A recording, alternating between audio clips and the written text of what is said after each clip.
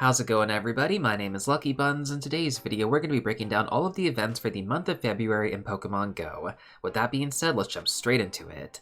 Okay, so first of all, the current season bonuses are going to be that we have 2 free raid passes every single day. We're going to get extra Stardust from rocket battles, both grunts and leaders, and then finally we're going to get extra Stardust from opening gifts. Now following that, let's go over the Shadow Legendary Pokemon that is going to be available from Giovanni, which is going to be Shadow Palkia. In terms of meta relevance here, this is going to be the best non-Mega Dragon type attacker in the game, just barely beating Palkia Origin form.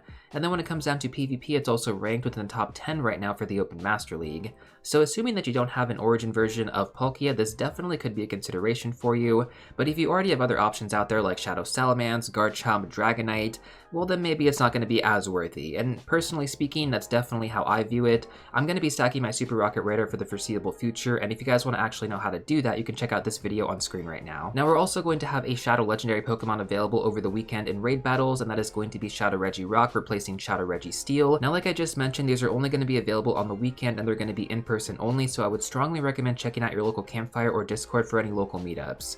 Now in terms of meta relevance, Shadow Regirock is actually a top pick to have for the Open Ultra League right now in PvP. There's also going to be no legacy movesets required, which is actually really awesome considering that its 2 counterparts, Regice and Registeel, both require legacy moves. Not to mention, on top of that, the IV floor from these Shadow Legendary raids are going to be 666, making it a much better opportunity to get yourself a good IV spread for PvP. Next up, let's go over the Research Breakthrough Pokemon available. You're going to have access to Alolan Raichu, Pancham, Furfrou, Hisuian Avalugg, Jangmo-O, and Frigibax. Now every Pokemon except for Frigibax has the potential to be shiny, so keep that in mind, and you also have a chance to get a remote raid pass from these if you have no more than 2 in your Pokemon bag, although that is pretty rare. Next up, let's talk about the legendary Pokemon available, and we're going to have a lot of them featured during this month, so buckle up, we have a lot to get through right now. So basically, to start things off, we're going to continue to have Dialga in its regular form until February 6th. This is worse than its Origin counterpart, but if you do happen to get the Hundo, this actually is pretty decent to use in the Open Master League still, so that is one positive. Not to mention, it's still the same candy as the Origin, and you can honestly just use this as an opportunity to farm that candy by itself. That's a great way to take advantage of those free raid passes as well. Now following that, we're going to have an Amorous Incarnate from February 6th to February 17th. For those of you guys who don't know, this is one of the rarest and most powerful fairy type attackers in the game, so I'm super hyped to see this rotation, especially being like a long one.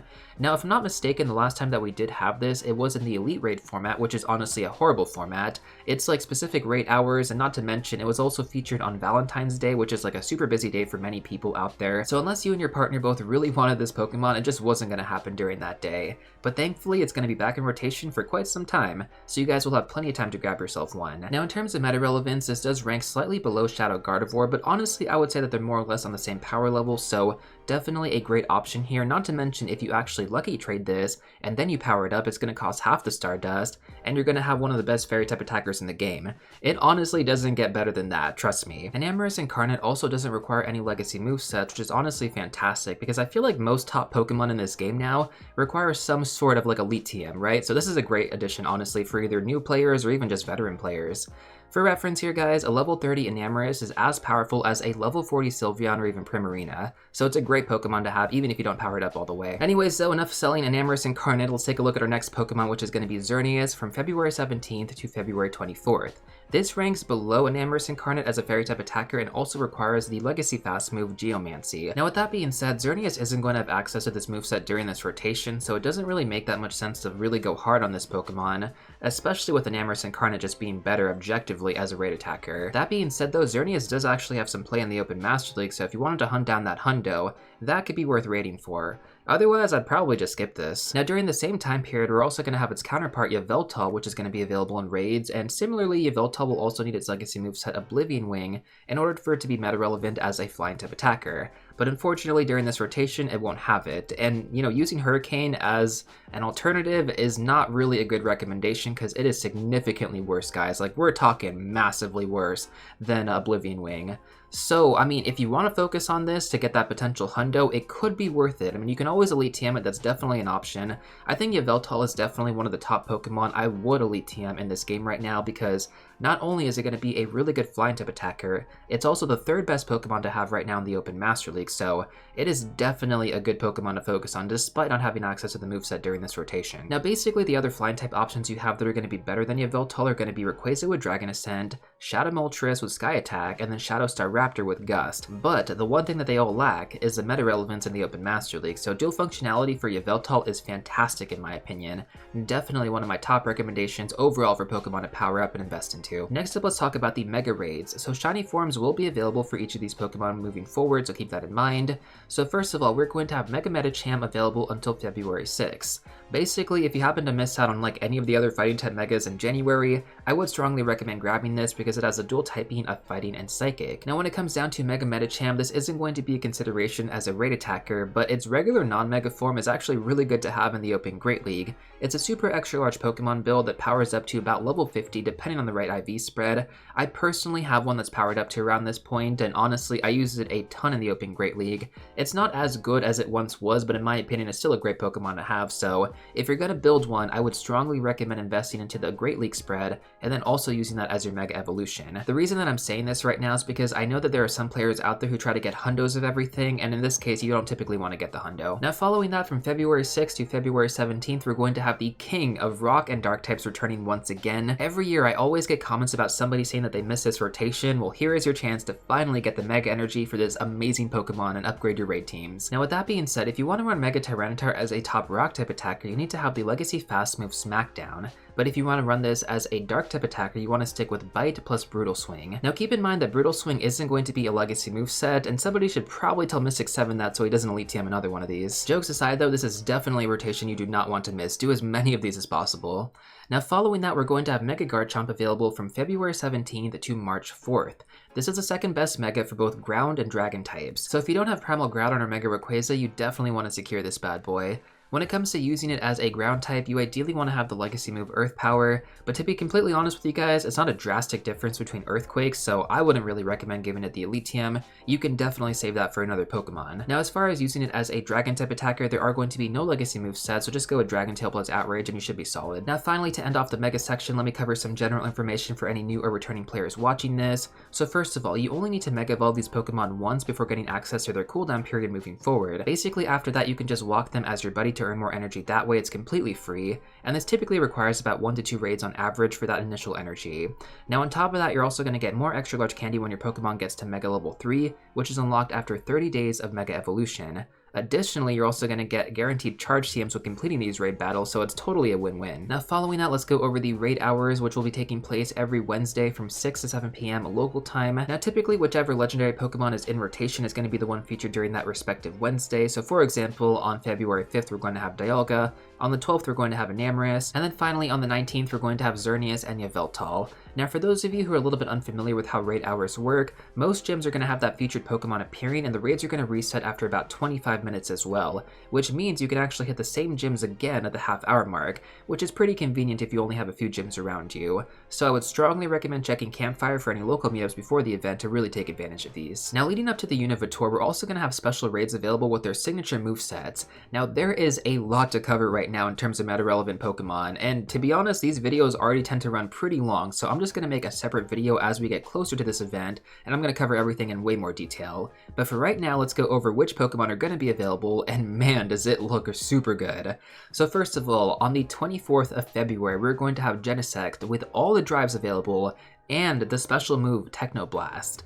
On the 25th, we're going to have the Swords of Justice, Cobalion, Terrakion, and Virizion, all with the special moveset Sacred Sword. On the 26th, we're going to have the Therian forms for Thundurus, Landorus, and Tornadus with these special movesets respectively. On the 27th, we're going to have Reshiram with Fusion Flare, and then finally on the 28th, we're going to have Zekrom with Fusion Bolt. Now each of these Pokemon are also going to have their own raid hours during 6 to 7 p.m. each day, and you're also going to have a chance to get all these Pokemon with special backgrounds as well. So overall guys, this is 1 week of Pokemon Go you do not want to miss. Start saving up your Pokecoins right now because in terms of raid pass value, this is one of the best times to raid super hard. There's also going to be a time to research awarding free legendary Pokemon during this event as well, so I mean, it just gets even better, right? Although the tasks are designed around completing raid bosses, I mean, given that we get 2 free raid passes to use each day, this really shouldn't be that big of a deal. Now once again, I am going to cover everything in way more detail in a separate video, so stay tuned for that. If I covered it all right now, this video would be like an hour long. So that said, let's take a look at the max battles next, and we have some pretty good Pokemon to talk about, so if you don't care that much about max battles, at least hear me out for the first portion of it. So first of all, we have Dynamax Zapdos, which is going to be available until February 3rd. If you happen to miss out on Gigantamax Toxtricity, this is going to be a great Pokemon to use for your electric type in max battles. These are capped at 4 trainers per lobby, which means if your teammates are not pulling their weight, it is going to drastically affect the entire team. So when you guys actually plan to do these raid battles, make sure that your teammates also have their Pokemon powered up, their max moves upgraded, because it does make a big difference. Now honestly, one of the coolest things from these Dynamax legendary Pokemon releases is that you can also drop them in power spots. I wasn't sure if they were going to allow us to do this, but as of right now, you can drop them in power spots, which means you can get up to 5 candy per placement. That is super good, like considering that legendary Pokemon candy is the most difficult to obtain in the game. Like normally you would have to walk 20 kilometers to get it, or use rare candy, which is obviously like a rare resource. But from here, you can just drop them in power spots, farm candy that way, so definitely a really awesome addition to the game and very rewarding for those who actually put in the effort with this Dynamax feature. I mean, I think Niantic is really trying hard, because a lot of people aren't that interested, but it's hard to ignore it with these legendary Pokemon, guys, it really is. I always get comments about people hating on Dynamax, but to be honest, like, I really enjoy it, and the rewards that Niantic keeps putting out are getting even better. Now, even for those players out there who have ignored Dynamax this entire time, if you want to get into it, you definitely have the resources available. The other Dynamax Pokemon alongside the legendary is going to complement them in terms of counters. So if you ever want to get into these, the opportunity is always there right in front of you. Just put in the work on your side, find other players who have done the same, and you should be good to go. Keep in mind though, you cannot be carried through these Dynamax legendary Pokemon. Like, it's just not going to work. If you go in there with Charmander and Wooloo and stuff, it's just not going to happen. You have to evolve them. Ideally, you want to give them max moves, but if you don't give them the max moves, at least evolve them all the way up, and that should help a significant amount. Rant over though, let's talk about the next rotation cycle here, which is going to be available from February 3rd to February 10th. Now, as far as Dynamax Moltres goes, this is the most useful of the 3 legendary birds, so I do strongly recommend focusing on this if possible. It's going to be relevant as a fire type attacker, but also as a flying type attacker, and considering that we don't actually have any Gmax eligible Pokemon yet for flying types, this is going to be good to have. I mean, especially just for that reason alone. I do wish that we actually had a good rock type option to use against Moltres, because it's going to be double weak to rock type moves, but unfortunately we don't, so you're just going to have to use water types mostly. Now once again, like I mentioned earlier, basically every other Dynamax Pokemon available right now in this rotation is going to do super effective damage against Moltres. Well, actually I guess not Machop, but you have Squirtle, Krabby, and Sobble, which again can all be caught and evolved, don't even power them up. And then those are going to be good counters to use against Moltres. Most of you guys should be able to do this, and you're also going to get candy from that timed research as well. So again, like, the opportunity is right in front of you. The most important thing as well is to make sure that their fast move is a type that does super effective damage. In this case, that would be a water type move. The charge moves don't matter as much for Dynamax raids, but they still help. There's this idea that's been going around that charge moves shouldn't be used, and honestly, I don't think that's really that accurate, because the chip damage does play a part in taking down the raid boss as well. While I do understand, like, just focusing on a really good fast move to actually charge up the Dynamax bar to get the Dynamax even faster, yes, that can definitely be an advantage in itself, but at the same time, that chip damage does also help. So, I mean, if you have like a water type charge move like Hydro Pump, definitely make sure to use that as well when you're going up against these Dynamax raids. Now, I told you guys to hear me out when it came down to these Dynamax legendaries, and if you did, thank you so much. And if you want to skip the rest of this section, I totally understand. It's not really going to be that important. There's going to be like some Pokemon to talk about, but it's honestly very minimal. So as far as the next rotation cycle from the 10th to the 17th, we're going to have Dynamax Machop, Cryogonal, Scorbunny, Skwovet, and Phalanx. Once again, none of these Pokemon should really be invested into. Just catch and evolve them, don't power them up, and you should be good to go. From the 17th to the 24th, we're going to have Dynamax Machop, Grookey, Phalanx, and Pidove. So Pidove is going to be a new addition to the Dynamax roster. It's also going to be a flying type. So if you weren't able to get yourself a Moltres, you should definitely grab yourself one of these. And then our final rotation is going to be from February 24th to March 3rd. We're going to have Dynamax Pidove once again along with Sobble, and a new debut, which is going to be Dynamax Darumaka. This will be a nice addition to the Dynamax roster as a fire type attacker. especially if you didn't get yourself like a Moltres or a Gigantamax Charizard. This is definitely going to be good to use temporarily. It also does have relevance as a fire-type attacker in the raid/gym meta, not like as much as it did before, but it's still going to be decent to have, so if you wanted to power this thing up to level 30, you could also use it in the raid/gym meta as well. The dual functionality is definitely nice, but once again, I would not invest into these max moves just because the Gigantamax are just that much better. Now finally, to end off things for the Dynamax raids, we're going to have max hours, which are going to be taking place every Monday from 6 to 7 p.m. local time. So on February 3rd, we're going to have Moltres. On February 10th, we're going to have Squovit. On February 17th, we're going to have Pidove. On the 24th, we're going to have Darumaka, and then finally on March 3rd, we're going to have Beldum. The main incentive that I've honestly found for these max hours is that if you're struggling to track down like a certain Pokemon, this does make it easier to focus on the hunt because basically every single Dynamax spot is going to be that specific Pokemon. So keeping that in mind, it's definitely great to see Beldum featured at the very end of this rotation because it is one of the best Pokemon to build for Dynamax battles. Even if you don't get Meteor Mash on your Metagross, it really isn't that big of a deal. So quick recap for those of you who skipped ahead to this section because I know that you did.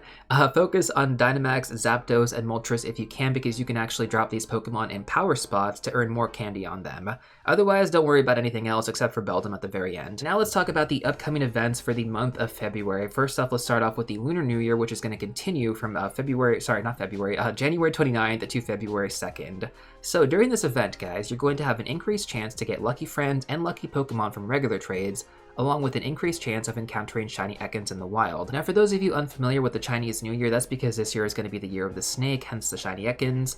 And overall, this is by far one of the best events that we get throughout the entire year in Pokemon GO, so take advantage of it. I strongly recommend it. Like, if you're not doing 100 trades every single day, try to make that a priority. Now following that, on February 1st, we're going to have Gigantamax Kingler Raid Day. So basically the MP collection limit is going to be raised from 800 to 1600. You're going to earn 8 times MP from power spots, going from basically 120 to 960. You're also going to get 2 times MP from exploring, going from 300 to 600. And the walk-in requirement is also going to be reduced from 2 kilometers to 1.5 kilometers.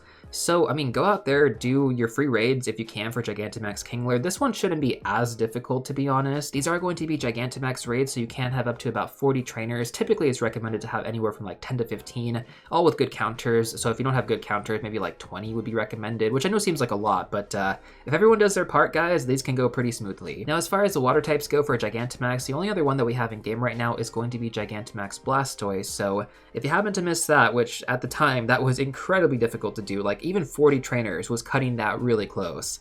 And this should be a priority for you.